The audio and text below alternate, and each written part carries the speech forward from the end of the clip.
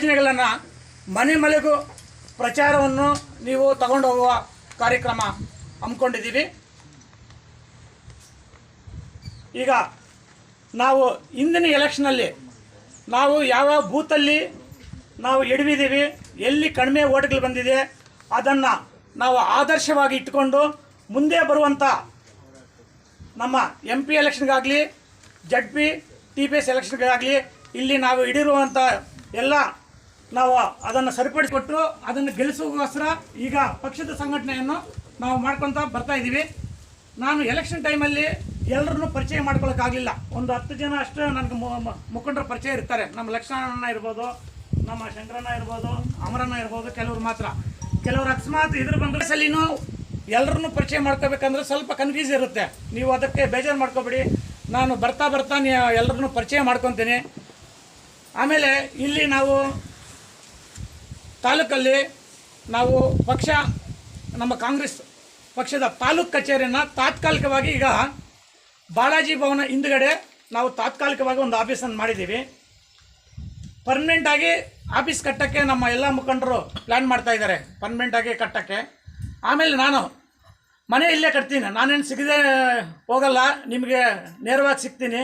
ಮನೆ ಕಟ್ಟೋಕ್ಕೂ ಪ್ಲ್ಯಾನ್ ಮಾಡ್ತಾಯಿದ್ದೀನಿ. ನಾನು ಇಲ್ಲೇ ವಾಸ ಇರ್ತೀನಿ. ನೀವು ಬೆಂಗಳೂರಿಗೆ ಹೋಗಬೇಕು ಇಲ್ಲ ಆದ್ನಾಡ ಸಿಗಲ್ಲ, ನಿಮಗೇನಾದರೂ ಆಲೋಚನೆಗಳಿರ್ಬೋದು, ನಾನು ಇಲ್ಲೇ ಇರ್ತೀನಿ. ನಾನು ಯಾವಾಗಲೂ ನಿಮಗೆ ಸಿಗೋ ಥರ ಇರ್ತೀನಿ. ನನ್ನ ಫೋನ್ ನಂಬರ್ನೂ ನಾನು ಎಲ್ರಿಗೂ ಕೊಡ್ತಾಯಿದ್ದೀನಿ. ಅಕಸ್ಮಾತ್ ತುಂಬ ಕಾಲ್ಸ್ ಬರ್ತಾ ಇರ್ತವೆ, ತುಂಬಾ ಬರ್ತಾ ಇರ್ತವೆ. ಒಂದೊಂದು ಸಲ ಎತ್ತಕ್ಕಾಗಲ್ಲ, ನನಗೂ ಬೇರೆ ಖಾಸಗಿ ಕೆಲಸಗಳಿರ್ತವೆ. ಬೇಜಾರು ಮಾಡ್ಕೋಬೇಡಿ. ಅದನ್ನು ಬೇರೆ ಟೈಮಲ್ಲಿ ನಾನು ಸ್ಪಂದಿಸಿ ನಿಮಗೆ ಕೆಲಸ ಮಾಡ್ತೀನಿ.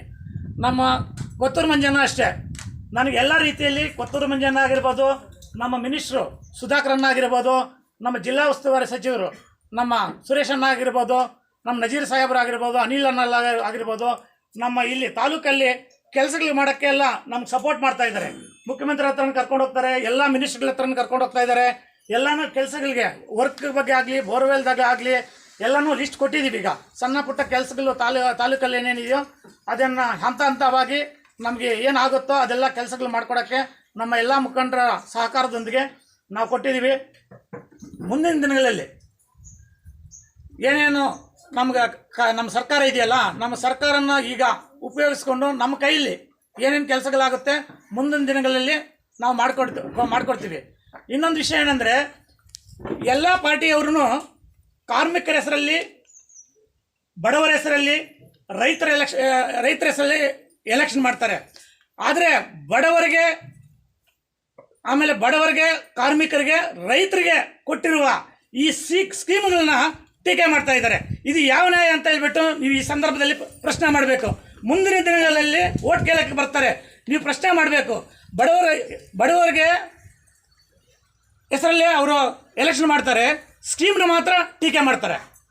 ಈಗ ರಾತ್ರಿ ಸಾಹುಕಾರರಿಗಾಗುವಂಥ ಸ್ಕೀಮ್ಗಳಿದೆ. ಎಲ್ಲ ದೊಡ್ಡ ದೊಡ್ಡ ಕಂಪ್ನಿಗಳಿರ್ತವೆ, ಆಸ್ತಿಗಳಿರ್ತವೆ ಅಂಥವು ನಿಮಗೆ ಪಾಪ ಗೊತ್ತಿರಲ್ಲ, ಇಲ್ಲಿ ಗೊತ್ತಿರಲ್ಲ. ಅಲ್ಲಿ ಡೆಲ್ಲಿ ಮಟ್ಟದಲ್ಲಿ, ನಮ್ಮ ರಾಜ್ಯ ಮಟ್ಟದಲ್ಲಿ ಏನೇನು ನಡೀತೇವೆ ಅಂತ ರಾತ್ರಿಯಲ್ಲಿ ಸಾವಿರಾರು ಕೋಟಿಗಳನ್ನ ಸಾಹುಕಾರ ಮಾಡಿಬಿಡ್ತಾರೆ. ಈಗ ಗೌರ್ಮೆಂಟು ಕೆಲವು ಆಸ್ತಿಗಳಿರ್ತವೆ, ಆ ಆಸ್ತಿಗಳೆಲ್ಲ ದೊಡ್ಡ ಕಂಪ್ನಿಗಳಿಗೆ ನಾವು ಖಾಸಗೀಕರಣ ಮಾಡ್ತಾಯಿದ್ದೀವಿ ಅಂತ ಹೇಳ್ಬಿಟ್ಟು ಕೊಟ್ಬಿಡ್ತಾರೆ. ಕಾಂಟ್ರಾಕ್ಟ್ಗಳು ಕೊಡ್ತಾರೆ ಸಾವಿರಾರು ಕೋಟಿಗಳು. ಅದನ್ನೆಲ್ಲ ಟೀಕೆ ಮಾಡ್ತಾ ಇಲ್ಲ, ಬಡವರಿಗೆ ಕೊಡ್ತಾ ಇರುವ ಈ ಸ್ಕೀಮ್ಗಳನ್ನ ಟೀಕೆ ಮಾಡ್ತಾ ಇದ್ದಾರೆ. ನೀವು ಪ್ರಶ್ನಿಸಬೇಕು. ಬಡವರ ಹೆಸರಲ್ಲಿ ರಾಜಕೀಯ ಮಾಡ್ತಾರೆ, ಆದರೆ ಈಗ ಟೀಕೆ ಮಾಡ್ತಾ ಇರೋದು ಈ ಸ್ಕೀಮ್ಗಳನ್ನ. ನೀವು ಮುಂದಿನ ದಿನಗಳಲ್ಲಿ ಓಟ್ ಕೇಳಕ್ಕೆ ಬಂದಾಗ ನೀವೆಲ್ಲ ಇದನ್ನು ನೀವು ಪ್ರಶ್ನೆ ಮಾಡಬೇಕು. ಮನೆಗೂ ನಮ್ಮ ಕಾಂಗ್ರೆಸ್ ಗೌರ್ಮೆಂಟ್ ಕೊಟ್ಟಿರುವಂಥ ಸ್ಕೀಮ್ಗಳನ್ನ ನೀವು ಪ್ರಚಾರ ಮಾಡಬೇಕು. ಪ್ರಚಾರ ಮಾಡಲಿಲ್ಲ ಅಂತಂದರೆ ಈಗ ಅವರು ಚಿಕ್ಕ ಕೆಲಸಕ್ಕೆ ದೊಡ್ಡ ಪ್ರಚಾರ ತಗೊತಾರೆ, ಬಟ್ ಬಡವರಿಗೆ ಅನ್ನ ಕೊಡ್ತಾ ಇರುವ ಈ ಸ್ಕೀಮಲ್ಲಿ ಟೀಕೆ ಮಾಡ್ತಾರೆ. ಇದನ್ನು ನೀವು ಹಳ್ಳಿಗಳಲ್ಲಿ ಮನೆಗೂ ನೀವು ಹೇಳ್ಬೇಕಂತ ಹೇಳ್ಬಿಟ್ಟು ಮುಂದೆ ನಾವು ಮಾಡ್ಕೊಂಡಿರುವ ಸಣ್ಣ ಪುಟ್ಟ ಎಡವಟ್ಟುಗಳನ್ನು ಸರಿಪಡಿಸಿಕೊಂಡು ಸಂಘಟನೆ ಮಾಡಬೇಕಂತ ಹೇಳ್ಬಿಟ್ಟು ಪಕ್ಷವನ್ನು ಸಂಘಟನೆ ಮಾಡಿ ಮುಂದೆ ಬಲಪಡಿಸಬೇಕಂತ ತಮ್ಮಲ್ಲಿ ವಿನಂತಿಸ್ಕೊಳ್ತಾ ಇದ್ದೀನಿ. ಜೈ ಹಿಂದ್, ಜೈ ಕಾಂಗ್ರೆಸ್.